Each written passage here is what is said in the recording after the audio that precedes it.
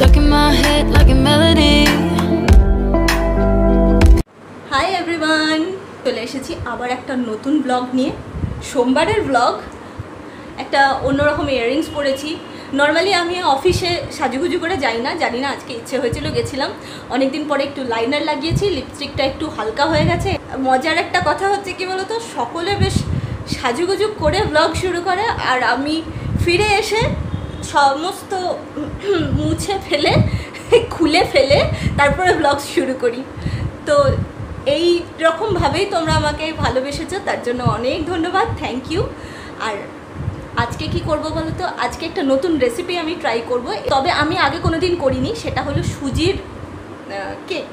যদি এটা আমি ঠিকঠাক তৈরি করতে পারি তাহলে এটা শ্রীর জন্য আমি কি বলে টিফিনে দিতে পারবো। তাছাড়া যেহেতু এর মধ্যে কোনো রকম ডিম থাকবে না, সেই জন্যে এটাকে আমি একাদশীর দিনও টিফিন হিসেবে নিতে পারবো।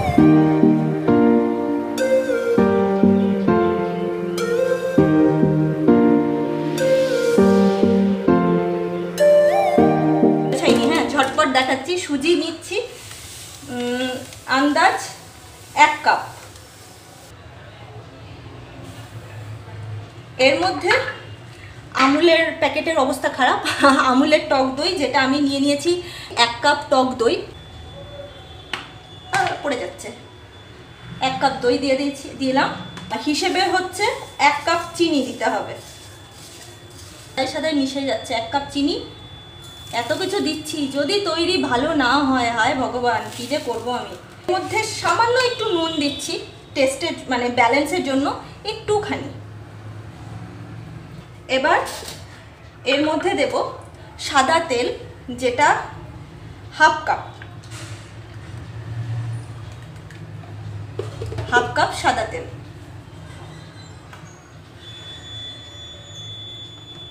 এর মধ্যে বাটার কিংবা ঘিও দেওয়া যেতে পারে সাদা তেলের বদলে। 4 টেবিল চামচ মতো আটা দিচ্ছি এর মধ্যে।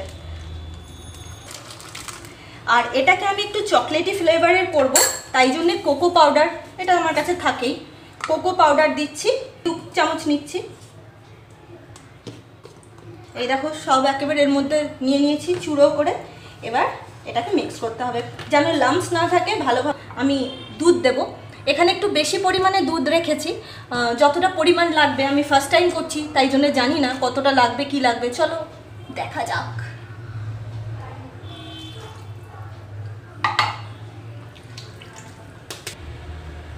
দেখো ভালোই মিক্স হয়েছে, এতদূর অবধি তো ঠিকঠাকই আছে। এবার একটু চিনিটা টেস্ট করি। বাও, একদম বিশ্বাস করো পারফেক্ট। চিনি অবধি তো পারফেক্ট হলোই, তবে এটার মধ্যে আরেকটু দুধ দিচ্ছি আমি এখন। বাকি এইটুকু দুধ আমি এতটুকু দুধ আমি রেখে দিচ্ছি, কারণ এই ব্যাটারটাকে মিক্স করে 30 মিনিট অবধি রাখতে হবে। সুজি আছে, সেগুলো ফুলে উঠবে। প্রয়োজনে এটাকে যদি আরও একটুখানি নরম করতে হয়, সেক্ষেত্রে এই দুধটা কাজে লাগবে। আর শেষে দেব বেকিং সোডা। তো এই দেখো এই অবস্থায় আছে, একদম সুন্দরভাবে গলে টলে গেছে। আর এখন বাজছে কটা বাজছে, এখন বাজছে 6টা 10। 7টা বাজতে 20 নাগাদ, মানে ওই 6টা 40 নাগাদ আমি এটাকে ওভেনে দেব। ততক্ষণ এটা ঢাকা দেওয়া থাকুক।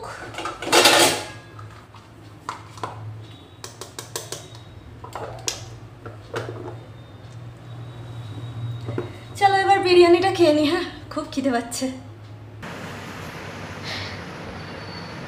10 মিনিটের মধ্যে 1/2 প্লেট বিরিয়ানি খেয়ে ফেলেছি। 1/2 প্লেট বিরিয়ানি হলে কি হবে, অনেকটাই ছিল। এইটুকু হলেও শ্রীর জন্য রাখতে হবে, কারণ শ্রী বিরিয়ানি খেতে খুব ভালোবাসে। কিন্তু আজকের বিরিয়ানিটার না একদম কোনো টেস্ট নেই, মানে মাটন বিরিয়ানির কোনোই টেস্ট নেই। মনে হলো যেন ভাত আর শুকনো মটন খেলাম। আজকে লাঞ্চে মানে একদমই হালকা খাবার ছিল, শুকনো মুড়ি আর ছোলা ভেজানো শুকনো মুড়ি, বাস। আর ওই জন্যে না আমার থেকেই 3:30 4টে থেকে আমার ভীষণ খিদে পাচ্ছিল। তো বাড়িতে এসে কিছু করব, খাবো, তাহলে তো আর কাজের এনার্জি পাবো না। 6:30 বাজছে পুরোপুরি। আর আর 10 মিনিট পরে আমি যাব রান্নাঘরের দিকে। মনে হচ্ছে ঘুমিয়ে পড়বো এক্ষুনি। অর্ধেক লিপস্টিক তো তুলে ফেলেছিলাম, যেটুকু ছিল সেটুকু আমি বিরিয়ানির সাথে খেয়ে নিয়েছি।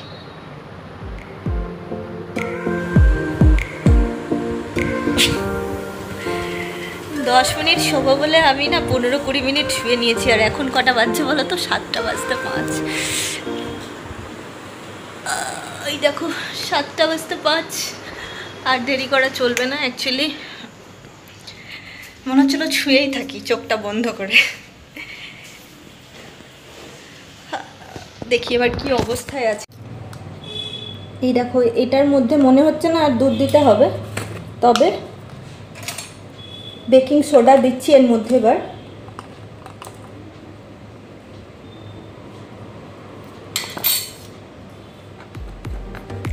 একদম পারফেক্ট ব্যাটার তৈরি হয়ে গেছে। দেখে তো পারফেক্ট লাগছে, দেখা যাক কেমন হয়।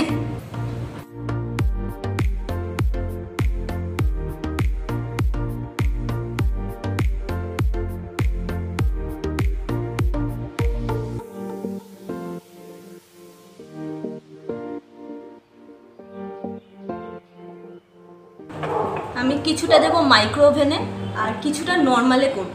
দেখা যাক পারি কি না, মানে হয় কি না অ্যাকচুয়ালি।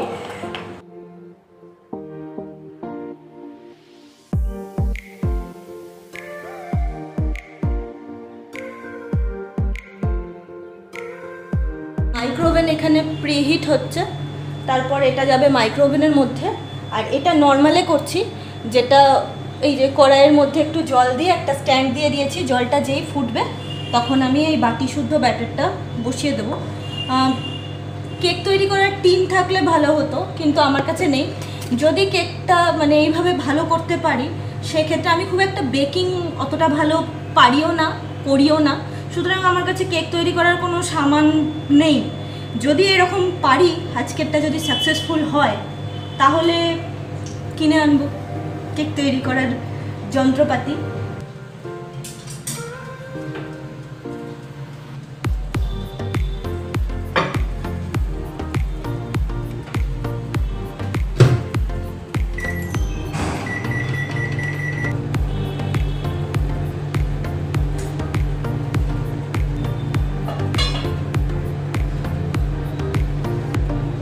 তো মিডিয়াম আছে একেবারে বসিয়ে দিয়েছি, জলটা ফুটছে, মিডিয়াম আছে। এটা মোটামুটি 20 মিনিট রাখবো, তারপর টেস্ট করে দেখবো চাকু দিয়ে। আর এইখানে কেকটা, ও মাই গড, এই দেখো ফুলে উঠছে। দেখতে পাচ্ছ? খুব আনন্দ হচ্ছে আমার। জানি না পরে কি হবে, আদৌ হবে কি না। না হলে না পুডিংয়ের মতো খাবো চামচে করে করে। খেতে কিন্তু খারাপ হয়নি, ভালোই হচ্ছিল। 3, 2, 1।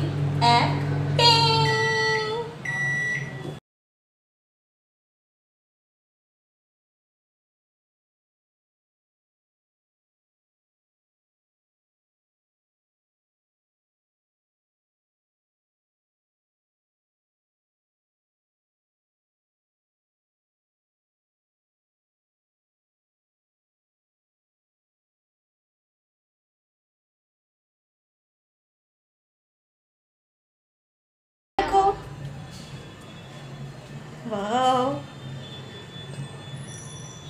এখানে ফ্যানটা চালিয়ে দিই, ঠান্ডা হলে বোঝা যাবে যে এটা আদৌ হয়েছে কি হয়নি।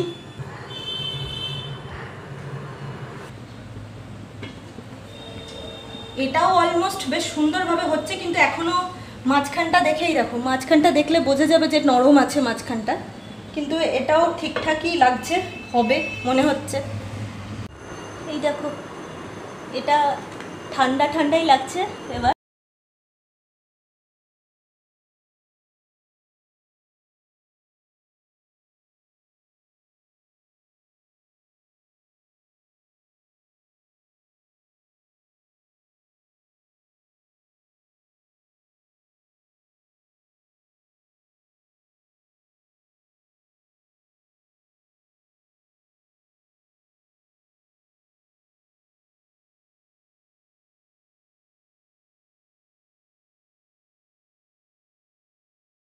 এটা স্ত্রী এলে তারপর কাটবো।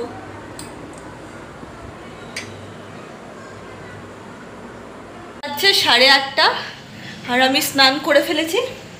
আর এই দেখো এটা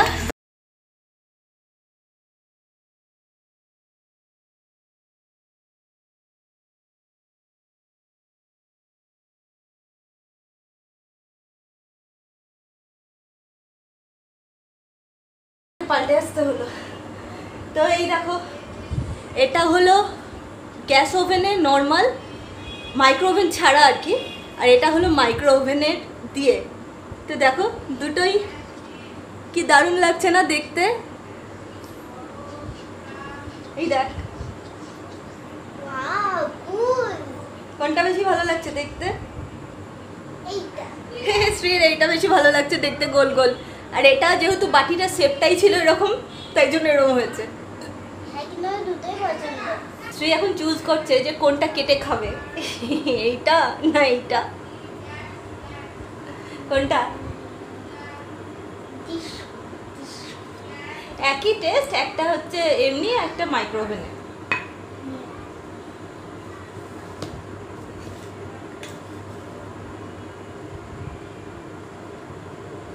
এটা সুজি।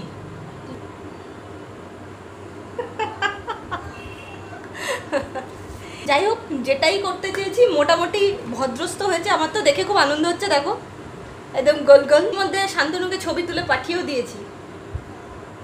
দেখতে কিন্তু ভালোই হয়েছে, ফ্লপি। আমি একটু টেস্ট করে দেখি।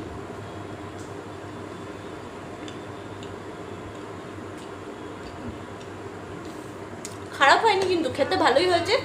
তবে বেকারির কেকগুলো যেমন একটু নরম একটু শক্ত হয়, সেই রকমই হয়েছে।